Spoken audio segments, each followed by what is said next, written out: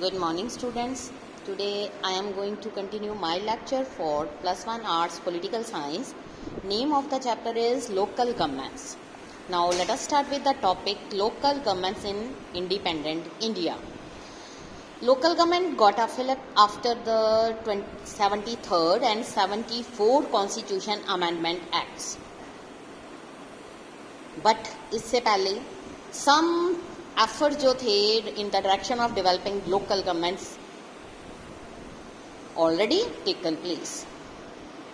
First in the line was community development programme जो 1952 में start किया गया, जिसमें ये था कि जो लोगों की पार्टिसिपेशन है in the local government for the development of A range of activities. इसके लिए 3 टायर पंचायती राज सिस्टम जो है लोकल गवर्नमेंट ने उसको रिकमेंड किया गया फॉर द रूरल एरियाज़. कुछ स्टेट्स जैसे कि गुजरात, महाराष्ट्र, उन्होंने एक सिस्टम ऑफ इलेक्शन का अडॉप्ट किया जिसको इलेक्टेड लोकल बॉडीज़ नाम दिया गया है और ये अडॉप्ट किया गया 1960 में. बट इन मैनी स्टेट्स ये जो लोकल बॉडीज़ हैं they did not have enough powers और जो फंक्शंस थे उनकी डेवलपमेंट के लिए that were look after by the central government, so that they were very much dependent on the state and central government for the financial aid. So जो states he did not think it necessary to establish elected local body because they didn't have any power to run their own local government. In many instances local body जो थी dissolved and the local government has handed over to the government. Many state जो थी indirect वहाँ पर elections हुए most for the local bodies. In many state जो elections हैं local bodies के लिए उनको टाइम टू टाइम काफ़ी उसमें अमेंडमेंट की गई.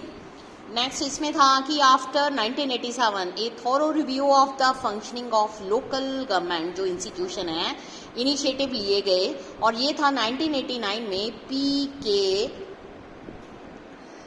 थोंगन. ये थे एक ऐसी कमेटी बनाई गई जिसमें रिकमेंड किया गया constitutional recognition for the local government bodies. और कॉन्स्टिट्यूशनल अमेंडमेंट प्रोवाइड किया गया for the periodic elections to the local government institutions और उसमें एनलिस्टमेंट ऑफ की गई अप्रोप्रिएट फंक्शंस टू दैम. उसमें फंड्स का था और भी बहुत सारी ऐसी थिंग्स थी जो मेंशन करी गई for the development of local bodies. Now let us start with the another topic 73rd and 74 amendments. 1989 जो सेंट्रल गवर्नमेंट है उसने 2 कॉन्स्टिट्यूशनल अमेंडमेंट्स इंट्रोड्यूस किए. जो ये अमेंडमेंट्स थे इनका मेन एम था स्ट्रेंथनिंग लोकल गवर्नमेंट्स और इंश्योर करना an element of uniformity in the structure of and functioning of across the whole country.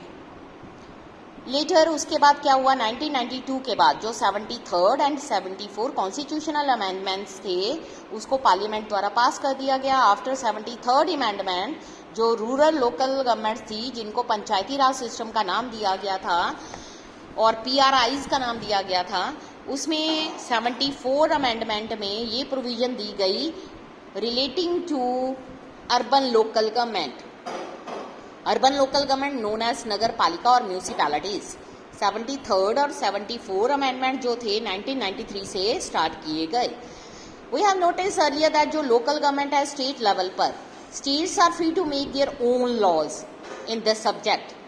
But अगर कॉन्स्टिट्यूशन में अमेंडमेंट होती है जो स्टेट्स होती हैं had to change their laws about the local bodies in order to bring them these in conformity with the amended constitution. amendment का मतलब होता है थोड़े से changes लाना. उसके बाद they were given 1 year's time for making necessary changes in their respective state law in the light of these amendments. 73rd amendment की हम बात करें. what is the 73rd amendment? let us examine the changes brought about the 73rd amendment in Panchayati Raj institution. first of all we study about the 3-tier structure. जो all states हैं now have a uniform three tier panchayati raj system. At the base firstly it is the gram panchayat. एक ग्राम पंचायत जो है cover करती है एक village और group of villages. जो इंटरमीडिएरी लेवल होता है उसको मंडल का नाम दिया गया, उसको रेफर किया जाता है एज ए ब्लॉक और तालुका. जो ये बॉडीज होती हैं इनको मंडल और तालुका पंचायत का नाम दिया गया।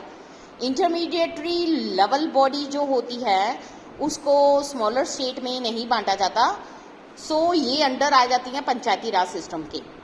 उसके बाद एपेक्स पे होता है जिला पंचायत, ये सारे रूरल एरिया और जो डिस्ट्रिक्ट के जितने भी रूरल एरियाज होते हैं उनको कवर करता है। उसके अलावा अमेंडमेंट किए गए हैं, made a provision for the mandatory creation of gram sabha. जो ग्राम सभा है comprise all the adult member registered as a voter in the panchayati area. जो मेन रोल एंड फंक्शंस हैं decided by the state legislature. Elections, all the 3 level जो पंचायती राज institution के हैं उनको elect किया जाता है डायरेक्टली बाय द पीपल। जो टर्म होती है टेन्योर्स होता है वो ईच पंचायत बॉडी का वो 5 years के लिए होता है। If the state government dissolve होती है panchayat before the end of the 5-year term, fresh election जो होते हैं उनको विदिन 6 months में करवाना जरूरी होता है। This is an important provision that ensure the existence of elected local bodies. Before 73rd amendment बहुत सारी स्टेट जो थी use indirect elections to the district bodies. There was no provisions for immediate elections after dissolution. Now let us start with the topic reservations. जो 1/3 position है जितनी भी panchayat institution है reserve करी जाती हैं फॉर वुमेन के लिए। Reservation for schedule caste, schedule tribe भी प्रोवाइड की जाती है इन तीनों लेवल्स के लिए in proportion to their population. जो रिजर्वेशन है वो 1/3 होती है। इफ स्टेट को अगर ये नेसेसरी होता है they can provide for reservation for the backward classes also, other than backward classes that is known as OBCs. So एक और इम्पॉर्टेंट थिंग ये है कि जो रिजर्वेशन है वो सिर्फ ऑर्डिनरी मेंबर्स जो होते हैं पंचायत के लिए उसके ही नहीं बल्कि उन पोजीशंस के लिए भी होती हैं जिसमें चेयरपर्सन और अध्यक्ष जितने भी 3 लेवल्स होते हैं उन सब के लिए प्रोवाइड की जाती है। फर्दर अगर हम बात करें reservation of 1/3 of the seat जो हैं वुमेन के लिए जनरल कैटेगरी के लिए नहीं होती बल्कि reserve for schedule caste, schedule tribes and backward state के लिए भी होती हैं। इसका मतलब क्या हुआ, जो सीट्स होती हैं may be reserve simultaneously for a women candidate और उसके लिए भी जो शेड्यूल कास्ट और शेड्यूल ट्राइब को बिलोंग करती हैं। इसलिए जो सरपंच होता है वो यहाँ तो एक दलित वुमेन भी हो सकता है और यहाँ आदिवासी वुमेन भी। ट्रांसफर ऑफ सब्जेक्ट्स, 29 सब्जेक्ट्स जो हैं हमारे सब्जेक्ट ऑफ स्टेट लिस्ट में मेंशन किए गए हैं, उसके वो किसके अकॉर्डिंग, वो है 11 शेड्यूल ऑफ द कमीशन। जो ये सब्जेक्ट्स हैं इनको ट्रांसफर किया गया है पंचायती राज इंस्टीट्यूशंस के लिए। जो ये सब्जेक्ट्स हैं mostly link to development and welfare elections functions at the local level. Actually जो ट्रांसफ़र होती है सब्जेक्ट्स की वो डिपेंड करती है फंक्शंस के ऊपर जो स्टेट लेजिस्लेशन परफॉर्म करती है। हर स्टेट ये डिसाइड करती है कि how many of these 29 subjects would be transfer to the local body. अब यहाँ पर मैं आपको कुछ सब्जेक्ट्स के बारे में बताने लगी हूँ। Some subject listed in 11th schedule: agriculture, minor irrigation, water management, watershed development, small scale industries including food processing industries, rural housing, drinking water, road, culverts, rural electrification, poverty alleviation program, education including primary, secondary schools, technical training, vocational education, adult and non-formal education, libraries, cultural activities, market, fairs, health, sanitation, include करते हैं hospital, primary health centre, dispensaries, family welfare, women, child development, social welfare. Welfare of the weaker section particular अगर हम बात करें that is for the schedule caste and the schedule tribes. Public distribution system PDS जो कि mainly हम villages में provide करते हैं। जो प्रोविजंस है 73rd अमेंडमेंट वो जो हैं not applicable to the area inhabited by the Adivasis population in many states of India. So in 1996 एक separate एक्ट जो है उसको पास किया गया और ये extending the provision of panchayat system to this area. बहुत सारी आदिवासी कम्युनिटीज जो हैं क्या करेंगे, traditional custom of managing common resources such as forest, small water reservoir etcetera.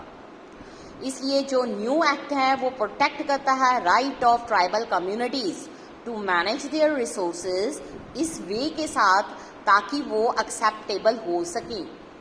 इस पर्पस के लिए बहुत सारी पावर्स जो हैं ग्राम सभा को प्रोवाइड की गई है इन एरिया के लिए। इलेक्टेड विलेज पंचायत जो होती है उसको कंसेंट दिया जाता है ग्राम सभा में। उसके अलावा जो आइडिया इनके पीछे है वो है local traditions of self government. इसलिए ये जो गवर्नमेंट है उसको प्रोटेक्ट करना चाहिए, introducing the modern elected bodies. इसलिए ये ओनली कंसिस्टेंट हैं with the spirit of diversity and decentralisation. ये टॉपिक आज यहीं पर फिनिश है, कल हम स्टार्ट करेंगे state election commission. Thank you students.